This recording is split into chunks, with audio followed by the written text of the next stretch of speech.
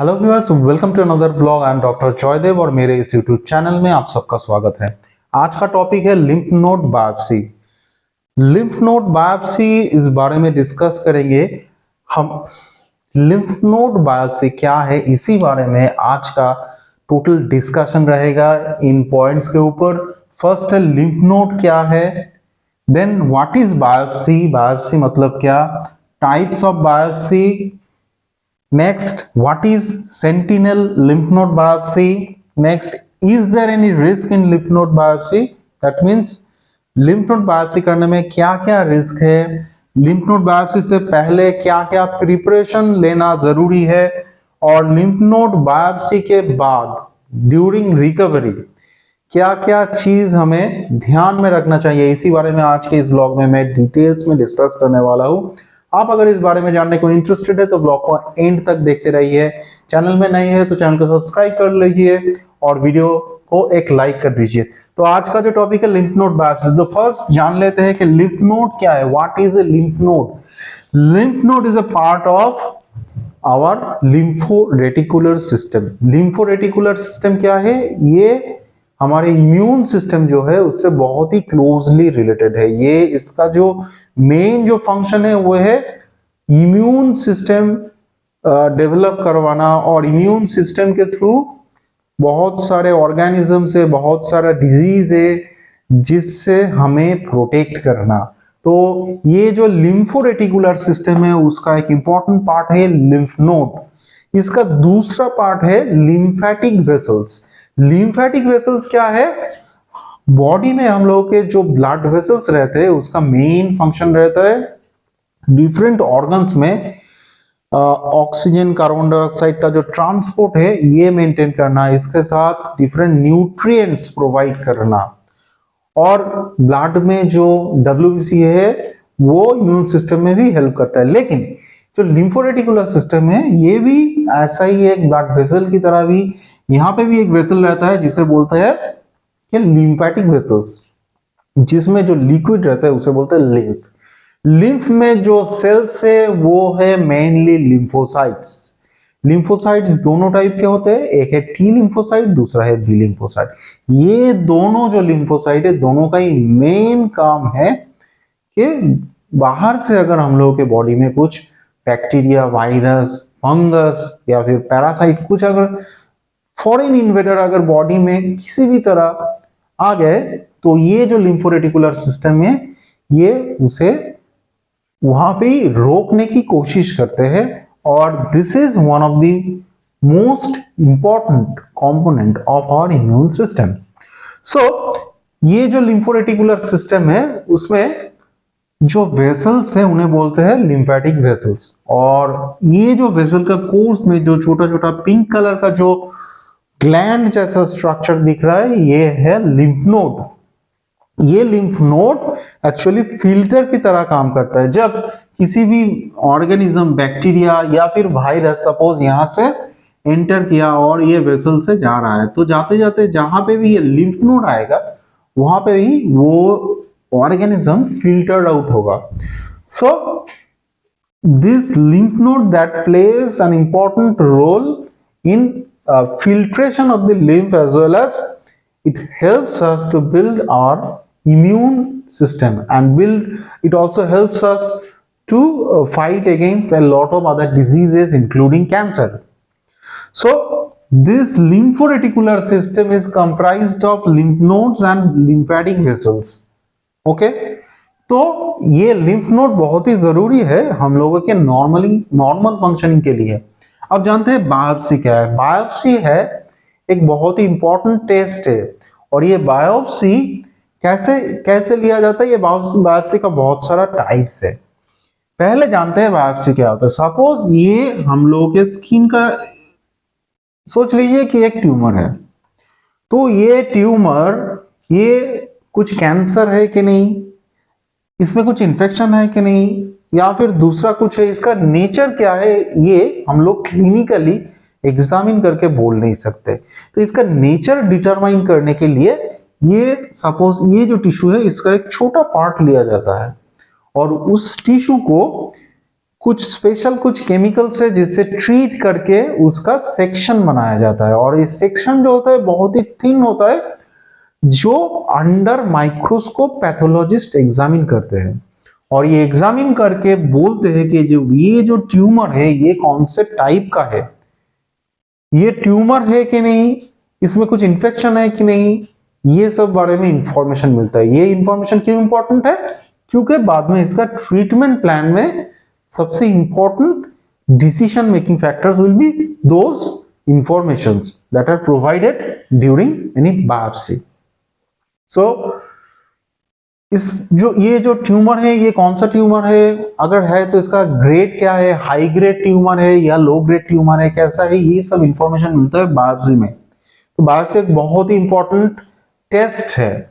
So lymph node biopsy is a type of biopsy of lymph node, जहां पे body में किसी lymph node का एनलार्जमेंट अगर हो गया तो वो एनलार्जमेंट किसी इंफेक्शन की वजह से हुआ है या फिर कुछ ट्यूमर की वजह से या फिर कुछ कैंसर है कि नहीं, ये सब कुछ जानने के लिए लिम्फ नोड बायोप्सी किया जाता है। अब जानते हैं what are the types of biopsy. Biopsy का बहुत सारा टाइप्स है, लेकिन ग्रॉसली जो हम लोग कैटेगराइज करते हैं इसमें एक है नीडल बायोप्सी। नीडल बायोप्सी क्या होता है? सपोज ये एक ट्यूमर है, इसका टाइप हमें जानना है, उसलिए क्या करते हैं, एक नीडल इसमें घुसाते हैं और बहुत ही मतलब स्मॉल अमाउंट ऑफ टिश्यू लेते हैं, और ये जो टिश्यू है उसका प्रोसेसिंग करके उसका सेक्शन लिया जाता है, फिर वो सेक्शन को स्टेन करके अंडर माइक्रोस्कोप पैथोलॉजिस्ट देखते हैं। तो एक टाइप है नीडल बायोप्सी। नेक्स्ट ये जो नीडल बायोप्सी है इसे कई टाइम में बोला जाता है कि ट्रू कट बायोप्सी भी बोला जाता है। ट्रू कट बायोप्सी में एक्चुअली वैसा ही नीडल से ही बायोप्सी मटेरियल लिया जाता है। नेक्स्ट है एक्ससिशन बायोप्सी या फिर ओपन बायोप्सी। एक्ससिशन बायोप्सी में क्या होता है, सपोज ये एक ट्यूमर है, तो एक्ससिशन बायोप्सी में क्या होगा, ये पूरा ट्यूमर को एक छोटा सर्जरी करके निकाला जाएगा और उस टिश्यू को, जो टिश्यू हम लोग निकाले उस टिश्यू को फिर अंडर माइक्रोस्कोप एग्जामिन किया जाएगा। तो एक टाइप है नीडल बायोप्सी, सेकंड है ओपन बायोप्सी या फिर एक्ससिशन बायोप्सी, और एक टाइप है जिसे बोलते हैं sentinel lymph node biopsy. Sentinel lymph node में क्या होता है, सपोज आपका ये हाथ के इस पोर्शन में एक ट्यूमर हुआ है, कैंसर हुआ, सोच लीजिए एक कैंसर हुआ, तो ये कैंसर अगर यहां से ड्रेन होगा तो ये सीधा जाके ये axillary group of lymph nodes में ड्रेन होंगे।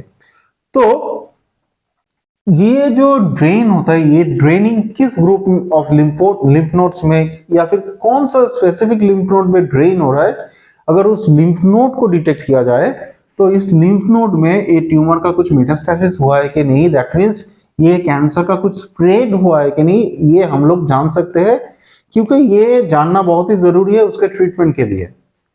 यहाँ पे अगर एक डाई इंजेक्ट किया गया और उसके बाद सपोज ये वाला लिम्फ नोड पॉजिटिव आया, that means this is the sentinel lymph node, इसका बायोप्सी किया जाता है। तो this type of lymph node biopsy is known as sentinel lymph node biopsy. अब बहुत इंपॉर्टेंट एक क्वेश्चन है कि लिम्फ नोड बायोप्सी से पहले क्या क्या प्रिपरेशन लेना पड़ता है। लिम्फ नोड बायोप्सी से पहले क्या क्या प्रिपरेशन लेना, एक पॉइंट मैंने मिस कर दिया, वो है any risk associated with lymph node biopsy, बाद में आता हूं। पहले जानना है कि प्रिपरेशन क्या है। प्रिपरेशन में हम लोगों को जो डॉक्टर बायोप्सी परफॉर्म कर रहे हैं, पहले उन्हें हम लोगों को ड्रग हिस्ट्री देना है। अगर कुछ ड्रग्स हम लोग रेगुलरली ले रहे हैं तो डॉक्टर को बोलना है, क्योंकि ऐसा कुछ ड्रग्स हम लोग अक्सर लेते हैं जिसमें कुछ ब्लड थिनर है, या फिर एंटीप्लेटलेट एजेंट है। जिस पेशेंट में हार्ट का कुछ बीमारी है उनमें अक्सर देखा जाता है कि ऐसा कुछ ब्लड थिनर है या फिर antiplatelet medications they usually take. ये बायोप्सी से पहले आपको जरूर डॉक्टर को बताना है आप कौन कौन सा मेडिकेशंस ले रहे हैं। ऐसा कुछ अगर मेडिकेशंस आप ले रहे हैं तो उसे बायोप्सी से कुछ दिन पहले स्टॉप करना है, या फिर उस दवाई को दूसरा किसी मेडिसिन से एक्सचेंज करना है। वो आपको डॉक्टर उस टाइम में ही आपको प्रेस्क्राइब कर देंगे कि कौन सा मेडिसिन लेना है, कितना दिन तक लेना है। अगर कुछ दूसरा मेडिसिन लेना है तो वो कब से स्टार्ट करना है, कैसे करना है, ये वो आपको गाइड कर देंगे। नेक्स्ट है कुछ एलर्जी आपको है कि नहीं। यूजुअली क्या होता है, जो बायोप्सी जब लिया जाता है उस टाइम में लोकल एनास्थेसिया अगर किया गया तो लोकल एनास्थेसिया में जो लिग्नोकिन मटेरियल है, किसी किसी को देखा जाता है कि किसी में उसका एलर्जी होता है, तो आपको अगर ऐसे पहले से ही हिस्ट्री है तो पहले ही बता देना चाहिए कि आपको कुछ मेडिसिन से एलर्जी है कि नहीं है, तो कौन सा ग्रुप ऑफ मेडिसिन में एलर्जी है। नेक्स्ट है आपको कुछ ब्लीडिंग डिसऑर्डर्स है कि नहीं। ऐसा बहुत सारा ब्लीडिंग डिसऑर्डर्स है जैसे हीमोफीलिया वगैरह, वॉन विलिब्रेंट डिजीज, ऐसा कुछ ब्लीडिंग डिसऑर्डर्स है जिसमें क्या होता है अगर किसी जगह पे एक बार ब्लीडिंग स्टार्ट हो गया तो उसे रोकने में बहुत प्रॉब्लम होता है। तो आपको अगर ऐसा कुछ प्रॉब्लम है तो पहले से ही बता दीजिए, उसका प्रिकॉशंस वैसे ही लिया जाएगा। नेक्स्ट जानते हैं कि what are the risks associated with lymph node biopsy. Lymph node biopsy के टाइम में क्या क्या रिस्क है। ये बहुत ही सेफ प्रोसीड्योर है, इसमें रिस्क बहुत ही कम है, लेकिन एक दो रिस्क है जिसमें टेंडरनेस, वो क्या है, प्रोसीड्योर होने के बाद वहां पे थोड़ा टेंडर अर्थात दैट मींस थोड़ा पेन रह सकता है। नेक्स्ट है ब्लीडिंग, माइल्ड ब्लीडिंग रहने का चांसेस है, मैक्सिमम केस में ही नहीं होता है। इन्फेक्शन होने का चांसेस है, अगर एक बायोप्सी हो गया उसके बाद जो वुंड है उसे प्रॉपर्ली ड्रेसिंग नहीं किया गया तो उसमें इन्फेक्शन होने का चांसेस है। नमनेस बहुत ही कम टाइम में होता है, अगर नीडल डालने के टाइम अनविलिंगली किसी नर्व में अगर थोड़ा ट्रॉमा हो गया तो उससे नमनेस जैसा हो सकता है, तो ऐसा कुछ। और ये जो कॉम्प्लिकेशंस है, ये जो रिस्क है बहुत ही कम है, बहुत ही कम केसेस में होता है। अब जानते हैं रिकवरी के बारे में, लेकिन उससे पहले थोड़ा जान लेते हैं कि ये बायोप्सी जब करते हैं तो एनास्थेसिया कैसा होता है। बायोप्सी करने के टाइम दो टाइप के एनास्थेसिया कर सकते हैं। Most of the times we perform local anaesthesia, that means locally जो ट्यूमर है, जो टिश्यू है, उसके सराउंडिंग एरिया में लिग्नोकिन जैसा मटेरियल को लोकली इन्फिल्ट्रेट किया जाता है स्मॉल नीडल से, उसके बाद वो जगह सुन्न हो जाता है और वहां से बायोप्सी लिया जाता है। बहुत ही कम केसेस में जनरल एनेस्थेसिया भी कर सकते हैं, जिसमें कुछ टाइम के लिए बेहोश रहता है, उस टाइम में प्रोसीजर होता है, उसके बाद फिर से कॉन्शसनेस डेवलप करते हैं। लेकिन जनरल एनेस्थेसिया का बहुत सारा कॉम्प्लिकेशन है, यूजुअली लोकल एनेस्थेसिया ही किया जाता है। अब जानते हैं रिकवरी यूजुअली ये जो बायोप्सी किया जाता है 5 से 7 दिन के अंदर ही इसका रिकवर, ये जो वुंड है वो जुड़ जाते हैं। लेकिन एक दो चीज का ध्यान रखना है कि वहां पे कुछ इन्फेक्शन हुआ है कि नहीं। इन्फेक्शन होने से क्या होगा, वहां पे कंटिन्यू पेन रहेगा या फिर पेन इंक्रीज होगा, जगह में स्वेलिंग इंक्रीज हो जाएगा, फीवर आ सकता है, उसके साथ चिल्स रह सकता है। अगर आपके बायोप्सी के बाद वो लोकली जो एरिया है वहां पे बहुत ज्यादा पेन होने लगा है या फिर स्वेलिंग बहुत ज्यादा होने लगा है, उसके साथ आपको बुखार आ रहा है, चिल्स आ रहा है, तो वहां पे एक इन्फेक्शन होने का चांसेस है। तो आप तुरंत उस टाइम में डॉक्टर से बात कीजिए, उन्हें एक बार दिखा लीजिए कुछ इन्फेक्शन है कि नहीं। अगर हुआ भी तो उसका प्रॉपर्ली मैनेज करने से ठीक हो जाएगा। तो ये है टोटल प्रोसीड्यूर। और बायोप्सी रिपोर्ट आने में एक बहुत ही कॉमन क्वेश्चन है, बायोप्सी रिपोर्ट आने में कितना टाइम लगता है। यूजुअली बायोप्सी का रिपोर्ट आने में, हिस्टोपैथोलॉजिकल रिपोर्ट जो होता है वो आने में 5 से 7 दिन टाइम लगता है। और उस ब्लॉक पे, उस टिश्यू पे अगर एडिशनल कुछ टेस्ट वगैरह किया गया, अगर इम्यूनोहिस्टोकेमिस्ट्री जैसा, तो उसमें और भी ज्यादा टाइम लग सकते हैं। तो आज के ब्लॉग में हम लोगों ने जाना लिम्फ नोड बायोप्सी क्या है। इसी तरह का हेल्थ रिलेटेड टॉपिक लेके मैं मेरे इस चैनल में डिस्कस करता हूँ। आपको अगर इस बारे में जानने के इंटरेस्ट है तो मेरे चैनल को विजिट कीजिए। डिफरेंट प्लेलिस्ट से वहां पे डिफरेंट टॉपिक में डिस्कस करता हूँ। और चैनल में नए हैं तो चैनल को सब्सक्राइब करके ऑल नोटिफिकेशन ऑन कर लीजिए।